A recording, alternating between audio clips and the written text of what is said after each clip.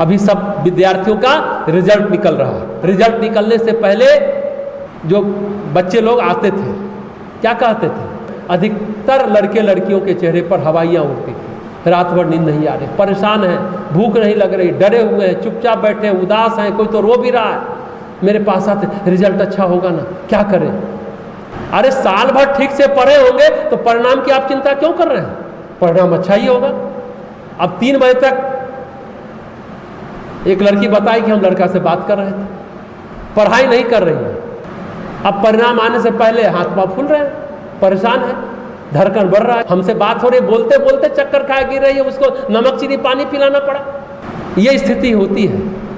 अब 3 बजे तक लड़के से बात करिए, ये भी बता रही कि हम नहीं पढ़ पाए।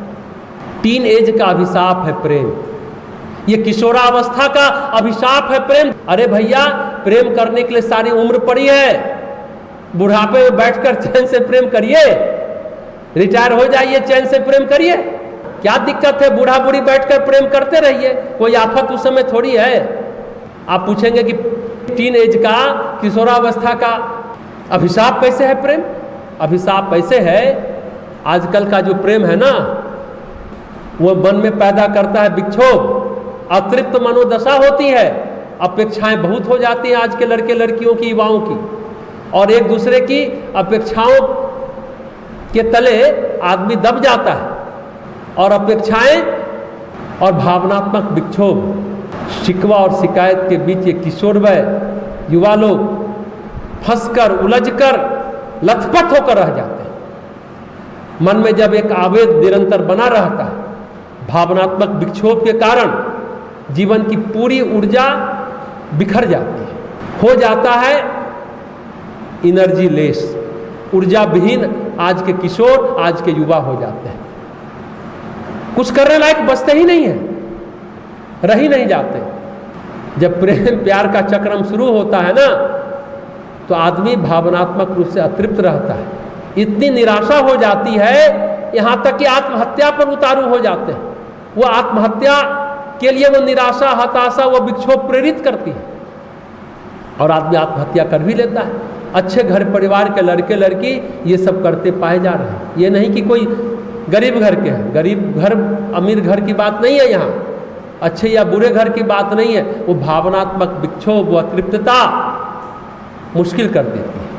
आज सर्वत्र क्या है, इंस्टेंट लव चाहिए, इंस्टेंट लव, वो प्रेम थोड़ी है, एक प्रकार का इन्फेचुएशन है, जिसे आसक्ति कहते हैं, मोह कह सकते हैं।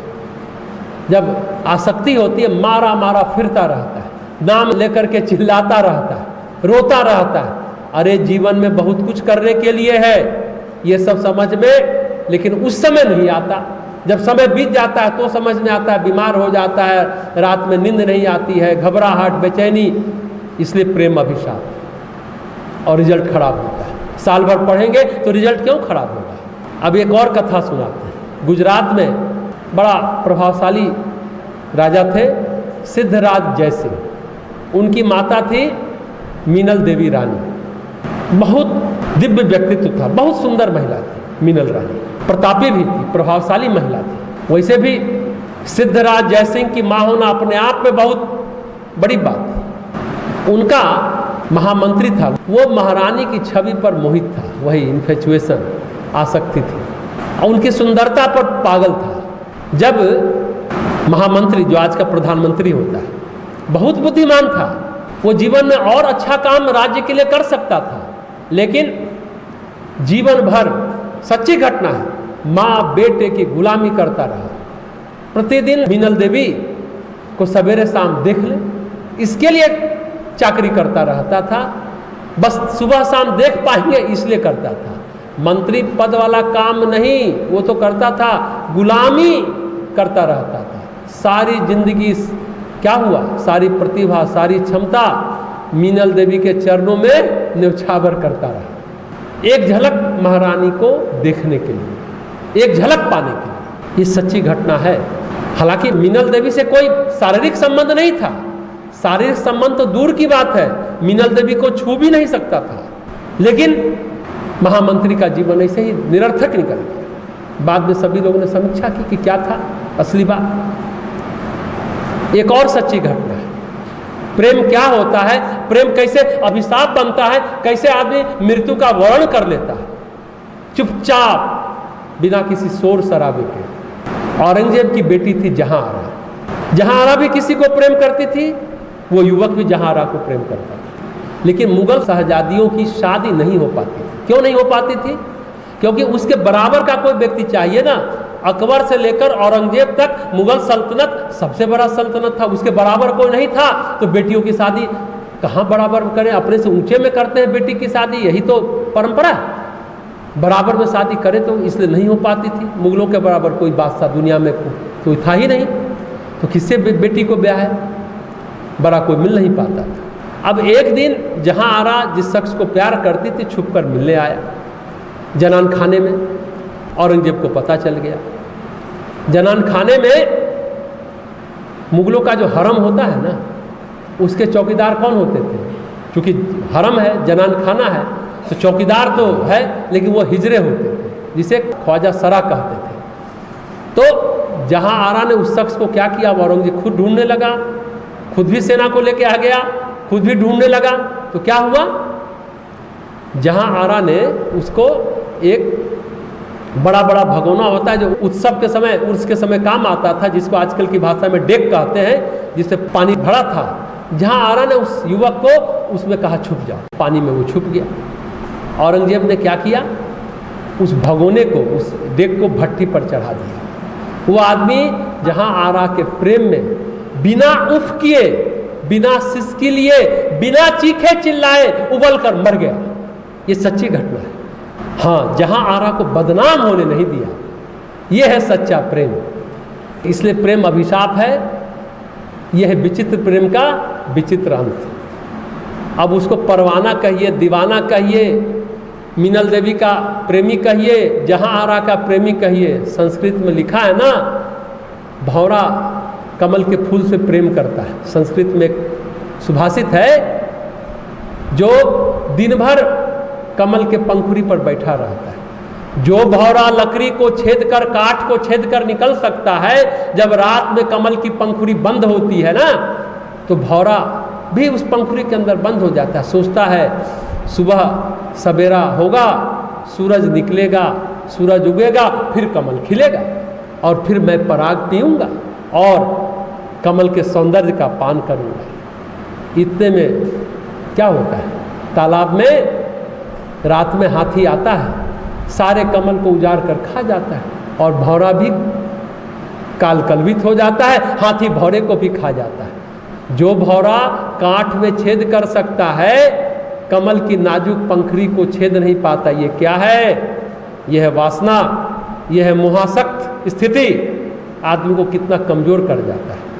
ये मोह है, आसक्ति है।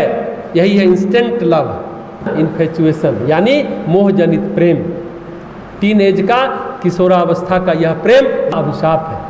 कितने प्रतिभावान को इस चक्कर में हम लोगों ने बर्बाद होते देखा है। इसलिए कहते हैं ये अभिशाप से कम नहीं है, अभिशाप से ज्यादा है। इतनी लंबी लंबी बातें फोन पर किए जा रहे हैं। फोन पर करते हैं लोग लंबी लंबी बातें, 2 बजे तक, 3 बजे तक, कहते हैं नॉर्मल है। अरे इतना तमाशा क्यों भाई? ऐसे टाइम पास कर जीवन का अमूल्य समय आप नष्ट कर देते हैं, बीमार हो जाते हैं, और जब रिजल्ट अच्छा नहीं होता, फेल कर जाते हैं, फिर डिप्रेशन में चले जाते हैं, अवसाद में चले जाते हैं, बीमार पड़ जाते हैं, घर से भाग जाते हैं, आत्महत्या पर उतारू हो जाते हैं। नहीं तो घर में बैठ के चिड़चिड़ करते रहते हैं, सबसे लड़ते रहते हैं, मुंह बनाए रखते हैं, मुंह लटकाए रहते हैं, और कोई व्यंग कर दिया तो फिर आक्रोश में उसे और भी सुना देते हैं, विक्षोभ में कुछ भी बोल करके संबंध खराब कर लेते हैं। यही है आज के युवाओं की, किशोरों की नियति। ये क्या है? यही है प्राण ऊर्जा की कमी। भावनाओं को आज का किशोर, आज का युवा संभाल नहीं पाता, फिर मुश्किल हो जाती है, फिर परेशानी हो जाती है। अगर कहिए तो एक लड़की कहती है 22 साल की हूँ, अभी ना करूँ तो कब करूँ, अभी नहीं करूँगी तो कब करूँगी। यहाँ पर चाहिए माँ बाप को। माँ प्रथम गुरु है, पिता द्वितीय गुरु, तृतीय गुरु वो घर, चौथा गुरु समाज, और 5वां गुरु वो स्कूल जहाँ शिक्षक पढ़ाते हैं। माँ बाप को चाहिए बाल्यावस्था में ही प्रार्थना सिखाना, प्राणायाम सिखाना, ध्यान करना सिखाना, यानी भावनाओं का संतुलन रहेगा, प्योर इमोशन होगा, परवर्टेड इमोशन नहीं होगा, प्रदोषित ऊर्जा नहीं होगी, भावुकता में नहीं भटकेगा, छने तुष्टा छने रुष्टा नहीं होगा, गुस्सा नहीं करेगा। इसलिए आप मंदिर जाएं, भले बच्चा आपको तंग करे, परेशान करे, एक आदत डालिए। आरती कर रहे हैं घर में सुबह शाम, कोई भी पूजा पाठ करे, बच्चे को बैठाइए। परेशानी होती होगी, आपको लगता होगा हम बड़े ध्यान से एकाग्रचित होकर करें, बच्चा डिस्टर्ब करता है, लेकिन संस्कार कैसे देंगे? बचपन से दे। अब ठीक है, उसका डीएनए, उसका जीन भी संस्कार का निर्माण करता है। आज के गीता ज्ञान में वही बातें हैं कि जो जीन है, जो हमारा डीएनए है, वही जन्म जन्मांतर का पूर्व योनि का संस्कार लेकर के आता है। लेकिन माँ बाप चाहे अच्छा वातावरण दे, हेल्दी एटमॉस्फेयर दे, खुद लड़ाई आपस में न लड़े, घर में कलह का वातावरण न हो, तो बच्चे को सुसंस्कार मिलेगा। माँ बाप को पहले सही होना होगा।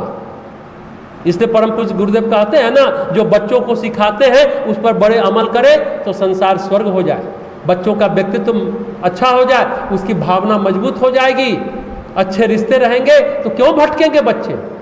घर में ही प्रेम और प्यार मिलेगा तो बाहर प्रेम क्यों तलाशेंगे?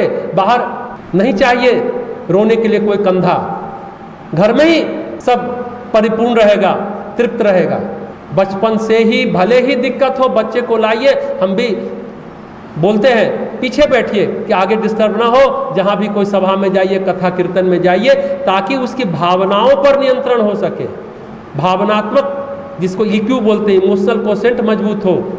क्योंकि सफलता में IQ, इंटेलिजेंस कोशेंट की भूमिका मात्र 20% है, EQ यानी इमोशनल कोशेंट की भूमिका 80% है। हार्वर्ड विश्वविद्यालय के मनोवैज्ञानिक डेनियल गोलमैन ने भी इस बात को कही। इसलिए प्रार्थना जरूर करिए, अच्छे भजन कीर्तन को गाइए, ताली बजाते हुए गाइए, पूरे दिल से गाइए, सारे विकार को निकालिए, सारे जहर को निकालिए, नकारात्मकता को निकालिए। सकारात्मक रहेंगे तो आज के बच्चे ऐसा नहीं करेंगे, ये समझने की बात है। इसलिए प्रार्थना, प्राणायाम, ध्यान, जप, गायत्री मंत्र का जप कराइए। इसलिए विद्यारंभ संस्कार में या यज्ञोपवीत संस्कार के समय गायत्री मंत्र प्राचीन काल में अनिवार्य रूप से दिया जाता था कि गय मतलब प्राण, त्रि मतलब त्राण करने वाली, प्राण बल बढ़ेगा। प्राण बल ही तो हमारी भावनाओं को व्यवस्थित संतुलित करता है, पोषित करता है। प्राण ऊर्जा गायत्री मंत्र से आता है। अगर हम 8 साल की अवस्था में यज्ञोपवीत संस्कार होता है, शास्त्रों में यही हमारे पूर्वजों ने, ऋषि मुनियों ने यह निर्धारित किया, तो उस समय हो जाए तो क्यों आज के किशोर और आज के युवा भटकेंगे? नहीं भटकेंगे। लेकिन दुर्भाग्य है, विडंबना है, हम लोग प्रदर्शन को ज़्यादा महत्व दे दिए, संस्कार मूल जो बातें हैं, मूल तत्व है, वो रह गया। इसलिए संस्कार को संस्कार रहने दे, दिखावा न बनाए, प्रदर्शन न बनाए। ये बात बहुत अच्छी बात है। तो बच्चे नहीं भटकेंगे, उनके रिजल्ट अच्छे होंगे, व्यक्तित्व सुगढ़ होता चला जाएगा।